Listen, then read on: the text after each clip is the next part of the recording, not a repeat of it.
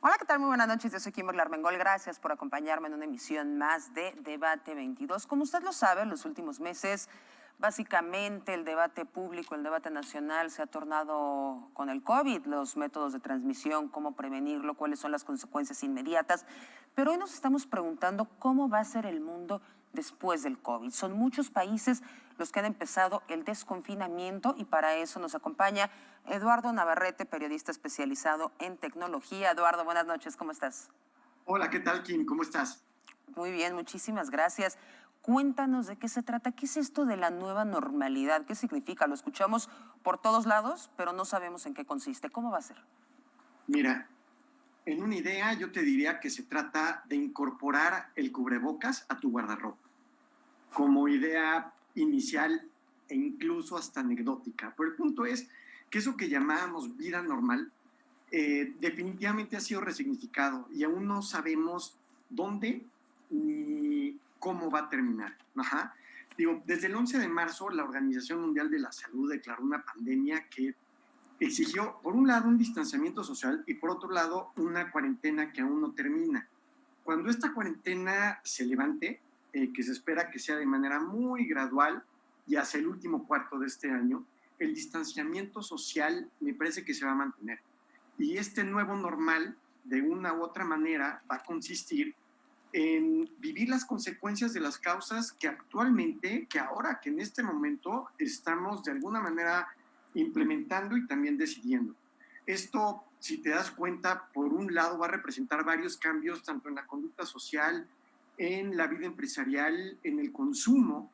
Podremos ver, por ejemplo, inesperados brotes culturales, nuevas tendencias en diversas categorías, industrias. En una idea, se trata de un cambio de paradigma en el orden de las prioridades, tanto individuales como colectivas. Pero ¿tú crees que este sea un cambio permanente? Por ejemplo, vimos cambios sociales, económicos y políticos post Segunda Guerra Mundial. También lo vimos post 11 de septiembre. Todo el concepto de seguridad cambió de forma permanente. ¿Va a cambiar todo el concepto sanitario de forma permanente? Sí va a cambiar, o sea, difícilmente creo que se trate de cambios menores, justamente por el tamaño y por la magnitud que actualmente estamos evidenciando. Te diría incluso que va a impactar en tres rubros de manera muy puntual. O sea, en el aspecto profesional, en el contexto familiar y en el contexto social. O sea, creo que estos tres elementos van a ser trastocados de una manera pues tan importante como lo hemos empezado a ver. Dime si esto no representa, por ejemplo, algo inédito en nuestras vidas. Creo que se trata, sin temor a exagerar, de probablemente el momento más fuerte, más relevante en términos de cisma, de movimiento, que nos ha tocado vivir en nuestras vidas. Entonces, en el contexto profesional, por ejemplo, te diría, oficinas, fábricas, lugares de trabajo han tenido que rediseñarse por completo, ¿no? O sea, todo ahorita se está haciendo desde casa. Los que clamaban por decir algo, por hacer home office, vaya, ya quieren, ya piden regresar a la oficina. Las cadenas productivas se han visto alteradas por completo. En Asia, por decir algo, se busca y se va a buscar cómo reemplazar interacciones humanas de alto riesgo con robots, algo que ya había estado en el debate público en últimos años, porque ahora es una factibilidad sanitaria. En términos de contexto familiar, las casas ahorita son también escuelas, también son oficinas, y esto refleja una situación de contexto de cómo se da una interacción y cómo se da, por supuesto, el tema productivo. Esto es una emergencia, entonces de esa manera tenemos que responder, no reaccionar. Y en el contexto social que te comentaba, definitivamente queremos mantener el contacto, pero libre de riesgo. Por eso te diría que hay esfuerzos, vaya, de todas las industrias para ver cómo le hacemos. Te citaré como ejemplo, recién salió la noticia de que Moderato va a dar el ¿Quién, primer, perdón? Moderato, el Ok. grupo Moderato, Sí, sí. va a dar el primer autoconcierto el 7 de agosto en el Centro Dinámico Pegaso. Entonces, nos tenemos que acoplar y muy difícilmente se está proyectando incluso para 2023 o 2024 las medidas empiecen a hacer, o podamos ver que estas medidas se hayan relajado lo más posible, pero aún así no desaparecerán. Llegaron para 2023 suena lejísimos. Pues también se veía lejísimos el año 2000, de pronto también ahorita, por ejemplo, si hablas de 2010, se veía igualmente lejos, pero te voy a decir algo, si de pronto estamos pensando en cómo acelerar esta salida de la cuarentena, te diría que tendríamos que observar tres temas muy puntuales. Uno, las medidas sanitarias por sí mismas. Estas fueron diseñadas para evitar la propagación del contagio. Número dos, los daños económicos. La idea, por supuesto, es mitigar a toda costa el impacto de la crisis, tanto a nivel micro como a nivel macro. Esto es importante, porque usualmente se ve el nivel macro, pero es nivel micro y nivel macro. Y tres, cambios en el comportamiento. Esto es algo que probablemente queda un poquito fuera de la ecuación, pero la gente cambia sus hábitos, no solo de consumo, sino de interacción entre las mismas comunidades. Entonces, es bien sencillo. Si se relajan las medidas, el riesgo de contagio sube. Si se endurecen, el impacto económico, por supuesto, es mayor. Entonces, 2022, 2023, 2024, vaya, nos vamos a estar acordando de esto, yo creo que mientras tengamos memoria. Lo que hemos aprendido es que tanto los empleados como los consumidores van a participar activamente en la economía y en la sociedad cuando se sientan totalmente seguros, y eso va a tardar tiempo. Cuéntanos cómo se ve la recuperación. ¿Va a ser una curva, va a ser una línea, va a ser lo que comentan esta palomita de Nike, una U? ¿Cómo va a ser la recuperación? Mira, va a ser un zigzag. Quien te diga que va a ser la U, que va a ser una L, etcétera, sí, por supuesto es una proyección, pero en realidad, por lo que hemos estado viendo y por todo lo que hemos estado aprendiendo de la recuperación, por ejemplo, en países asiáticos que nos llevan cierta distancia, definitivamente va a ser un zigzag. Ahora, la pregunta, ¿qué tan alto, qué tan bajo va a ser o van a ser estos picos del zigzag? Tendremos que investigarlo a partir, yo te diría, de 4 grandes bloques. El primero, a partir del distanciamiento social, ¿no? O sea, que a partir de haber tocado un pico, poco a poco irá descendiendo gradualmente y como es esperado, va a ir en oleadas, altas, bajas, hasta que de pronto toquemos esa nueva normalidad, ese new normal. El otro, precauciones de higiene, ¿no? Igual, poco a poco también se van a ir relajando. Igual que las restricciones de viaje y la limitación de reuniones masivas. Estas últimas me parece que van a ser las que van a estar fluctuando de manera más volátil y van a ser las más lentas en parecerse a lo que veíamos previo a la pandemia. Entonces, difícilmente va a ser una línea, tampoco creo que va a ser una curva que debamos aplanar. Creo que todo va a depender de 3 elementos. 1, pruebas masivas. 2, el avance en el tratamiento y su disponibilidad. Y 3, la inmunidad en el grueso de la población. Lo que llaman esta inmunidad de rebaño. Casi nos vamos a ir a una pausa, pero contéstame algo rapidísimo. Por ejemplo, vemos sociedades asiáticas como la japonesa que toman el transporte público y que generalmente no tienen contacto, que traen estos cubrebocas. Y vemos otros como los europeos que son mucho más efusivos, los italianos, los españoles, sus doble beso. ¿Crees que el tipo de contacto humano va a cambiar definitivamente? Sí, por supuesto, lo estamos viendo día a día. De hecho, te puedo decir incluso que hay varios especialistas que le pusieron ya nombre a esta nueva normalidad y la llaman low touch economy, economía de bajo contacto. Con eso te digo cómo va a cambiar y cómo va a incidir. Vamos a hacer una pausa, no le cambie, estamos en Debate 22. Mándanos sus preguntas en redes sociales. ¿Qué esperamos de la nueva normalidad? Ya volvemos.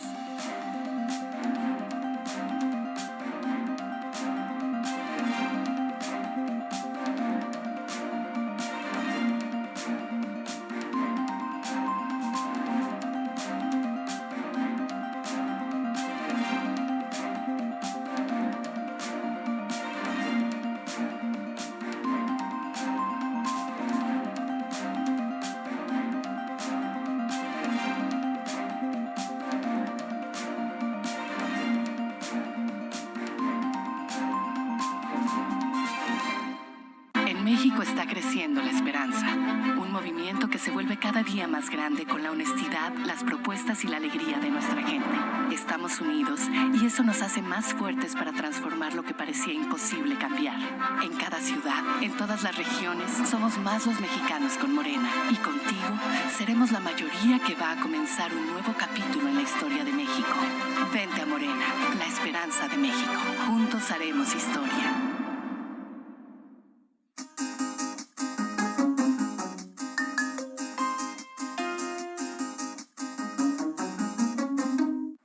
Estamos de vuelta en Debate 22. Ya en el bloque pasado les hablábamos de algunos de los cambios. Ustedes vieron las imágenes y bueno, vamos a seguir con qué nos espera esta era post-COVID. Eduardo, ¿cómo nos vamos preparando para esto? Pues mira, Kim, hay muchísimos frentes y hay muchísimas maneras, pero sería muy importante partir de una premisa elemental.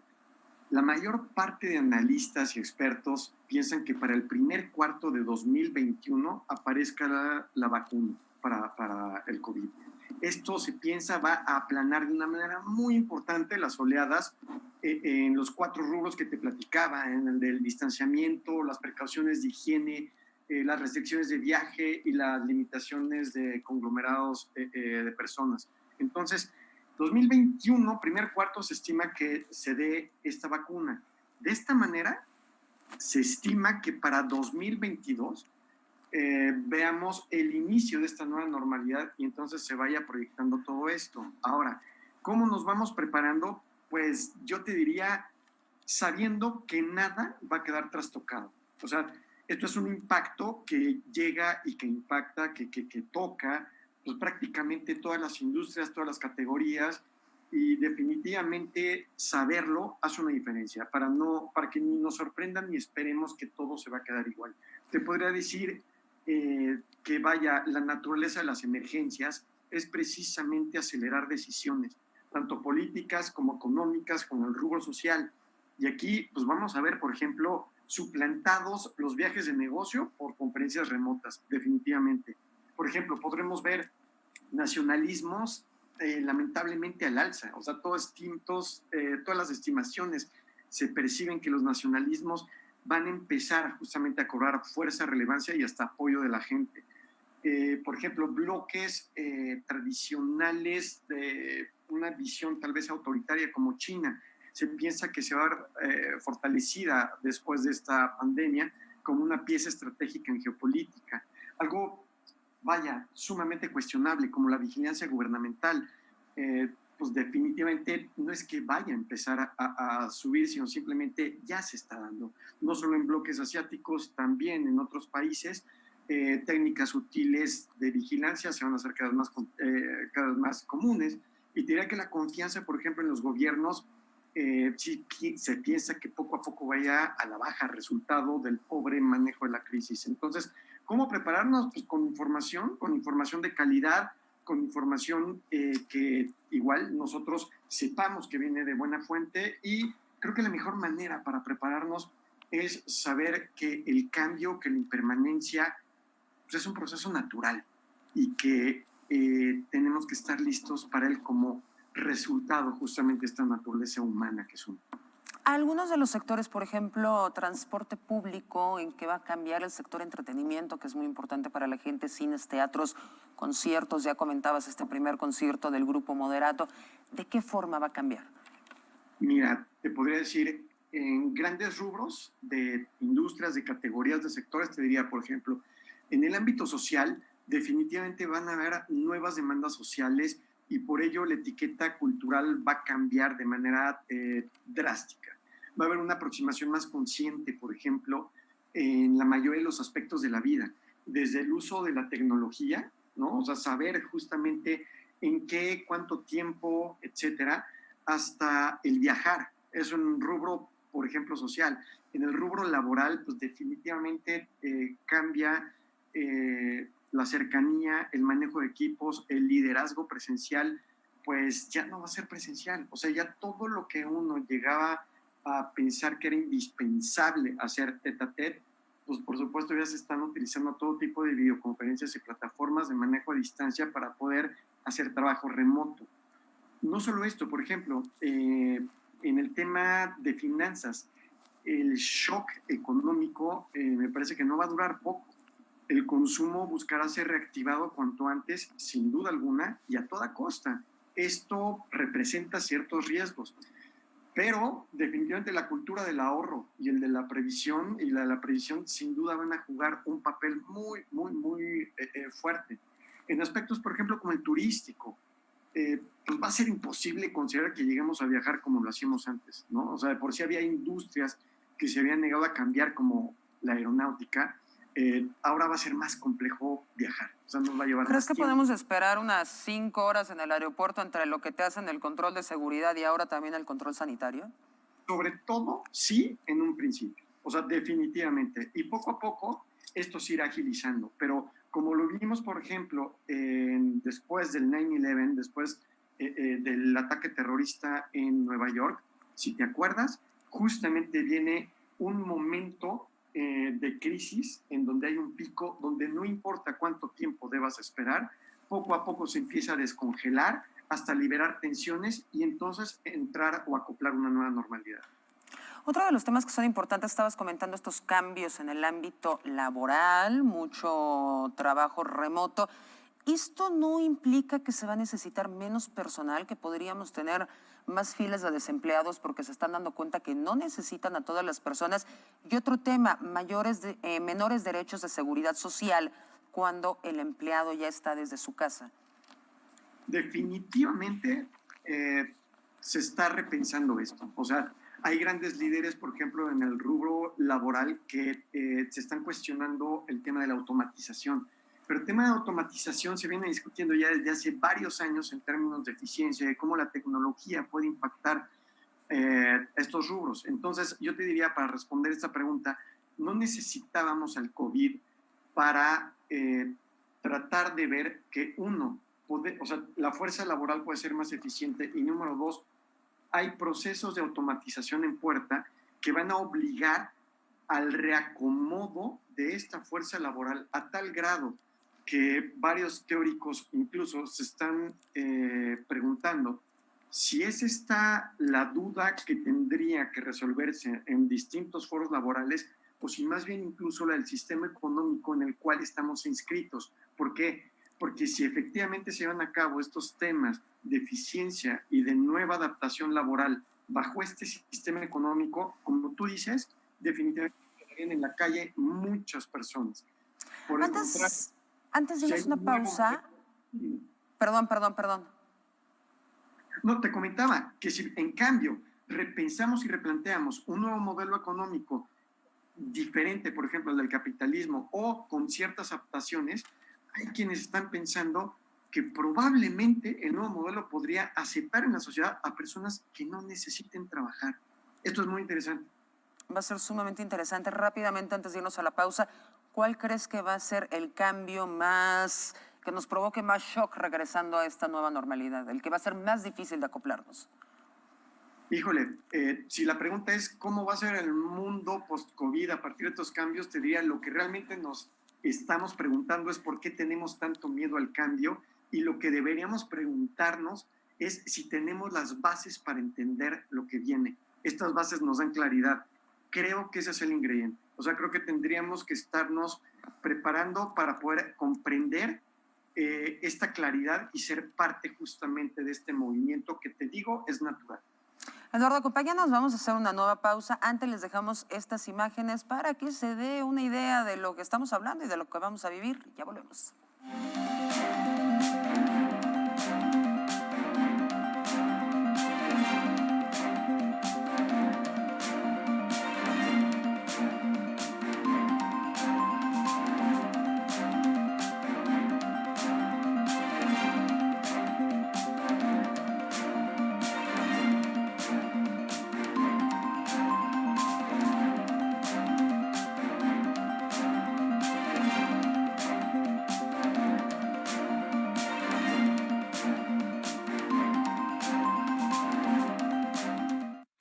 ¡Qué flojera!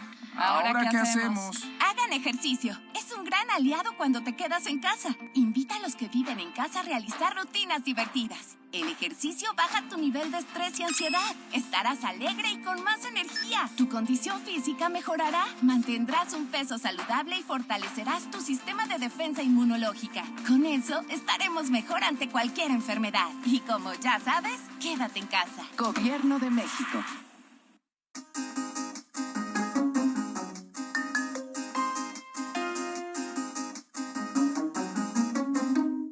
Y aquí estamos en el bloque final de Debate 22. Estamos haciendo estos escenarios de qué nos espera en el mundo en la era post-COVID. Nos acompaña Eduardo Navarrete, periodista especializado en tecnología. Eduardo, hablemos de las tendencias que van a impactar los próximos años a partir del COVID. ¿Cuál es la visión del futuro que se tiene en las industrias? Mira, yo te diría, Kim, que es interesante la pregunta porque si pudiéramos homologar lo que ahorita se deja ver, es definitivamente una noción optimista del futuro. Por un lado, la gente está buscando buenas noticias a como dé lugar. Ajá. Google, por ejemplo, no había registrado una marca como la que estamos viendo ahorita en tendencia de búsquedas de buenas noticias. Te puedo citar también como ejemplo nuevos sitios y sumamente visitados, incluso muchos más que medios tradicionales o que llevan mucho tiempo de existir, como el Coronavirus Good News Bulletin, el boletín de las buenas noticias del coronavirus. Está también, por ejemplo, una iniciativa muy interesante del diario The Telegraph, que justamente es hablar exclusivamente de notas positivas.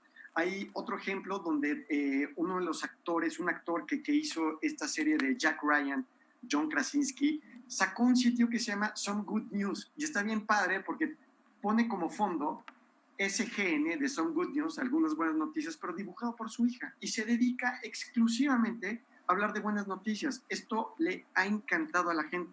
Hay, por ejemplo, también comportamiento de algunas marcas como Nike, que dice que todos somos un equipo y es hora de actuar. Budweiser, por ejemplo, la cerveza se unió con la Cruz Roja, que si te fijas, pues no tienen mucho que ver y tampoco es que pueda donar cerveza, pero esto igual también le está impactando a la gente. Doritos, por ejemplo, lanzó un concurso de discursos de graduación. Esto está bien interesante porque se dan cuenta que un discurso de graduación difícilmente va a ser pesimista. Entonces, el clima cultural es de ver para arriba, prácticamente en las industrias de manera generalizada, y te diría que lo que se está buscando es inspirar en todos los rincones, ver hacia adelante. ¿Qué hay en el tema de la protección, la higiene, la previsión de otro brote sanitario, que es uno de los mayores temores en estos momentos? Mira, definitivamente te diría que hay dos grandes bloques de tensiones en juego. Vamos a imaginarlos como si fueran dos equipos que están jalando de la cuerda uno con el otro. Te diría que en el primero está el empoderamiento ciudadano contra la vigilancia gubernamental, como comentábamos hace rato. En el segundo round está la solidaridad global contra este aislacionismo nacionalista. Estos van a ser detonadores no solo de protección, de higiene, de previsión de un nuevo brote sanitario. Creo que estas dos fuerzas y estas dos tensiones van a aventar de todo en términos de cambios en lo macro y en lo micro. Por ejemplo, yo te diría, en China hay un interés desmedido por adquirir nuevos autos. Ellos dicen, arriba de un 77% de la población china dice, no quiero viajar en transporte público porque me puedo contagiar. Entonces, están comprando muchos autos. Contrario a lo que estaba pasando antes del coronavirus, que la tendencia era hacia el transporte público. Exactamente. Y no sé si te das cuenta, si te fijas de cómo ya los niveles de contaminación en China ya regresaron a la normalidad. Eso sí es el normal que existía previo. Pero es interesante porque varias empresas se han aprovechado de esto o han utilizado esto. Por ejemplo, Tesla lanzó un programa de pruebas de manejo sin necesidad de contactar a un humano. Ajá, esto fue en marzo pasado. Entonces, ¿cómo lo haces? ¿Cómo te dan el coche? Te dan el coche a distancia. O sea, ellos lo encienden de manera remota. Tú hablas, igual como estamos hablando tú y yo. De esa manera, llegas a una oficina donde no hay una persona, prenden el auto, lo prendes tú con reconocimiento facial y haces tu prueba de manejo y lo regresas. Pero más interesante es lo que hizo una marca competencia de Tesla en China que se llama Geely. Ellos te mandan las llaves del auto en una caja con un dron. si compraste tu auto. No. Para que no tengas que tocar a otra persona, para que tengas el menor contacto posible con una persona. Y de hecho, esta marca Geely sacó un nuevo auto que se llama Icon. Este auto ya incluye, por ejemplo, un sistema de purificación inteligente que dice eliminar bacterias, virus, etcétera. Entonces, pues vaya, este new normal, esta nueva normalidad, pues sí va a buscar separarnos, por ejemplo, en supermercados, por ejemplo, en oficinas, desde luego, por ejemplo, en tiendas, las aerolíneas, los aviones, como se está diseñando, como se está previsualizando ahorita, es que de alguna manera el acomodo de los pasajeros traiga una mampara cristalina o de plástico en donde puedas ver, pero no haya contacto alguno. A ver, dime algo que es muy importante ahí, porque todo lo que me estás contando suena como una película distópica, no sé si me alienta o me preocupa. ¿Esto va a ser sobrecostos para el consumidor?